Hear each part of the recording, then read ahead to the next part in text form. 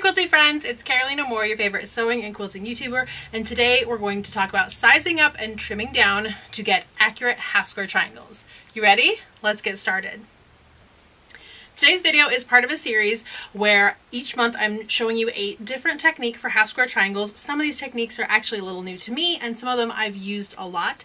This technique is as old as time. It is where we cut our pieces bigger and then trim them up smaller after they're sewn together to be able to get super accurate half square triangles. So I'm making the exact same block that I made yesterday. If you want to go to yesterday's video, you can see it there. It's part of the 2025 block of the month. It's the half square triangle block of the month. And it is just 4 6-inch finished half square triangles.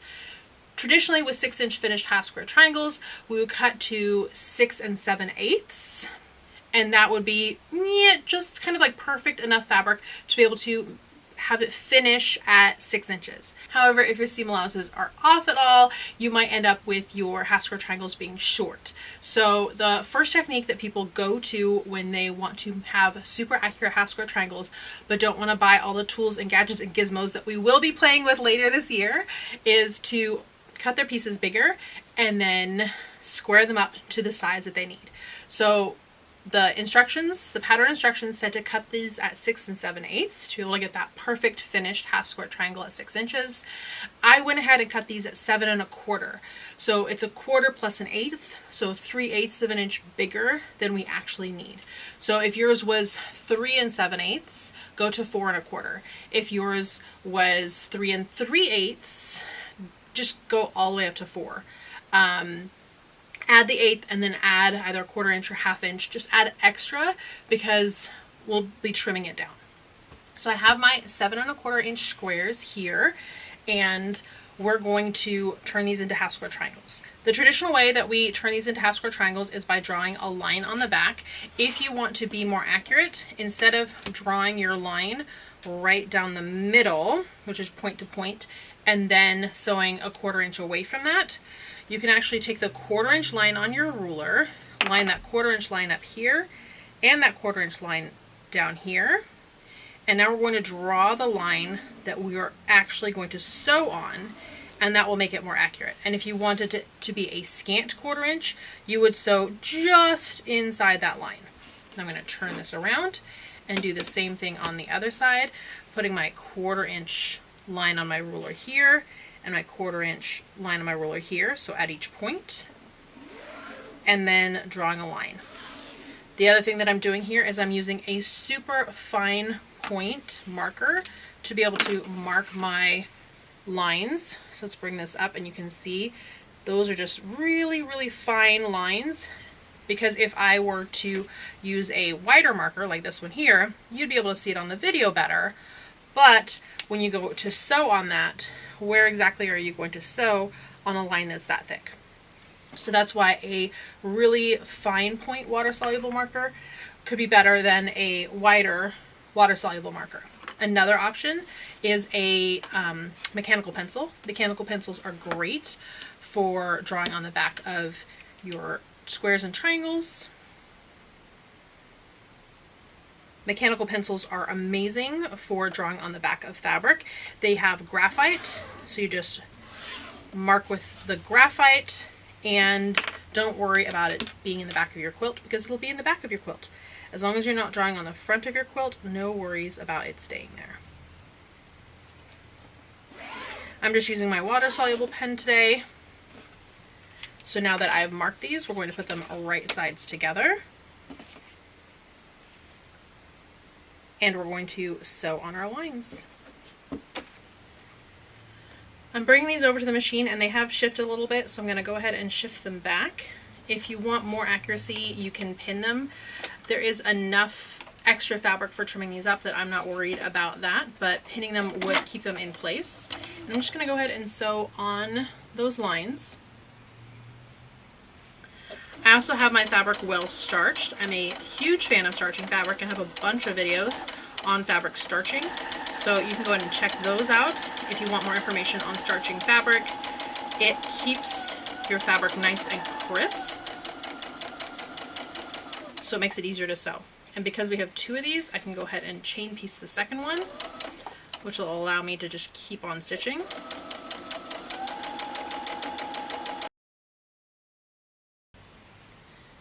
cut this one off the back, and then sew on the second line on both of them. So each of these sets of squares is going to make 2 half square triangles. We can use our ruler and our rotary cutter to cut this exact, but if you want to use scissors and cut this with scissors, you'll be okay. You just want to kind of have your seam allowance accurate.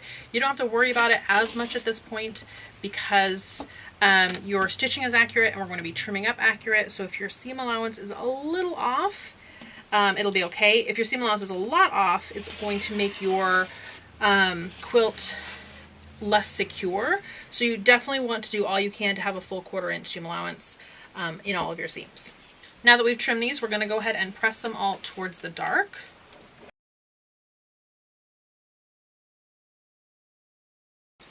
Now that they're all pressed, we're ready to square up.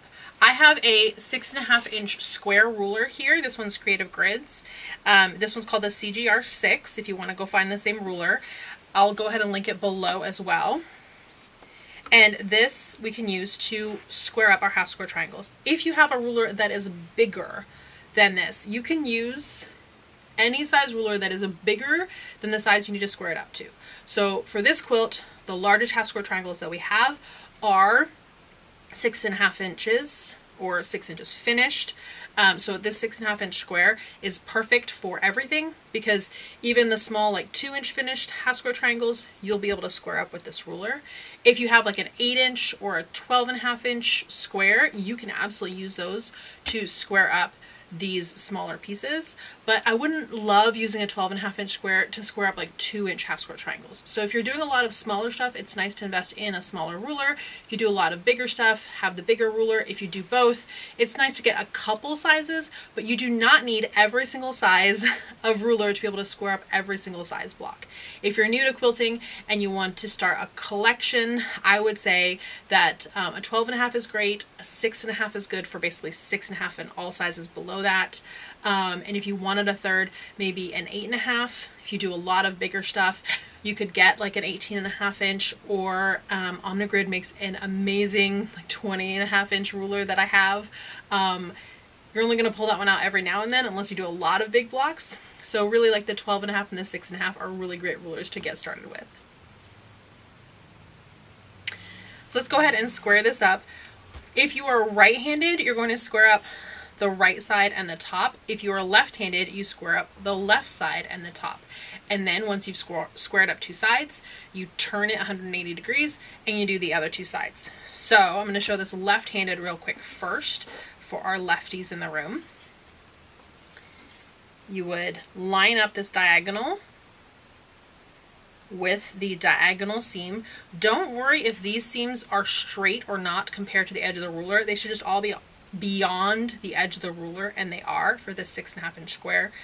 If let's say we were trimming up like a 3 inch square out of this huge piece, which would be a lot of waste, but let's go with it, then we might trim up something like this where we make sure this border is past that 3 inch, and up at the top it is also past the edge. In this case, we're trimming up to 6.5 inches for a 6 inch finished half square triangle. So we're going to line up the diagonal with the diagonal seam. And then for a left-handed cutter, we would cut. So now I'm going to do it right-handed, turning it just 90 degrees, lining this back up again, making sure that that seam is on my diagonal line on my ruler, double checking all my edges.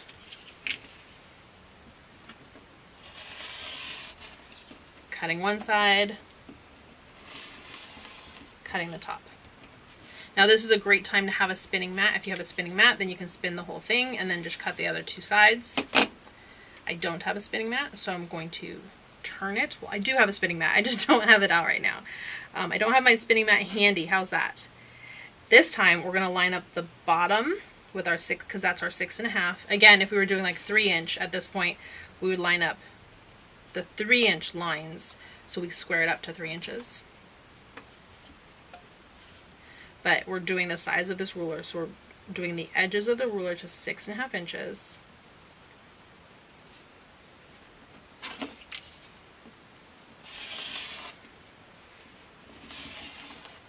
and cutting again the right side on the top.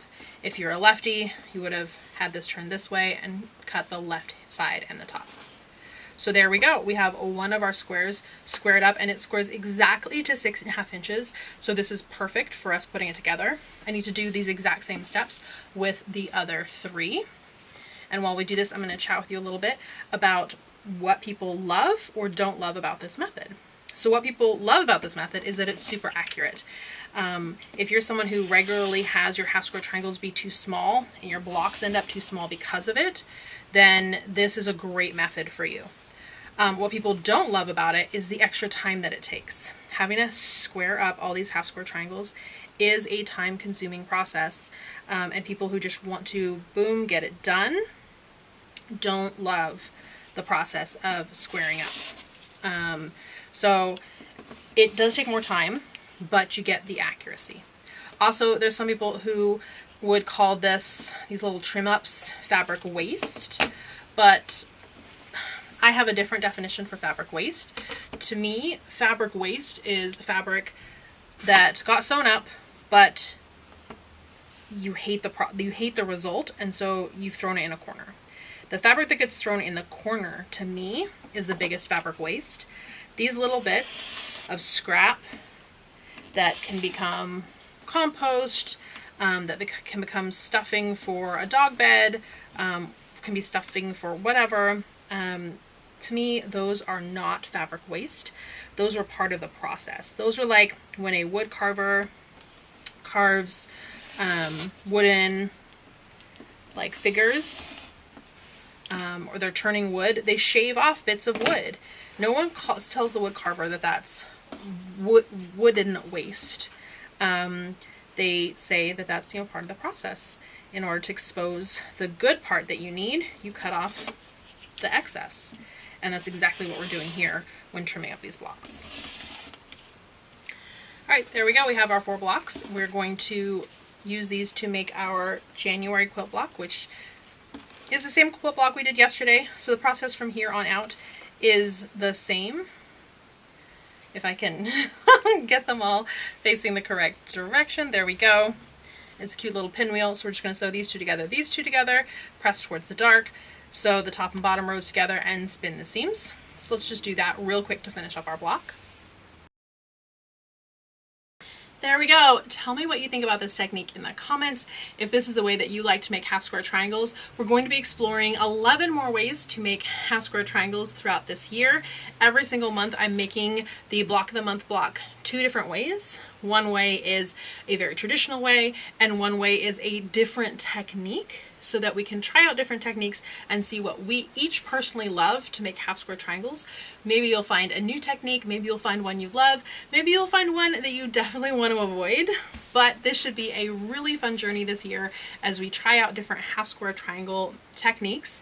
The block of the month calendar is still available. Go down to the links below and you'll get the information on getting the block of the month. And you are welcome to piece these half square triangles whichever way you like. You can do the traditional method, which I'm posting a video on the first of the month that follows the pattern directions exactly, or you can go along with me on this journey of trying a bunch of different half square triangle techniques. Alright friends, that's it for today. Leave a comment below with your favorite half square triangle technique, and make sure you've subscribed and give this video a thumbs up to let other people know that it's a fun way to make half square triangles. That's all for today, my friends. I will see you right here real soon with yet another quilty video.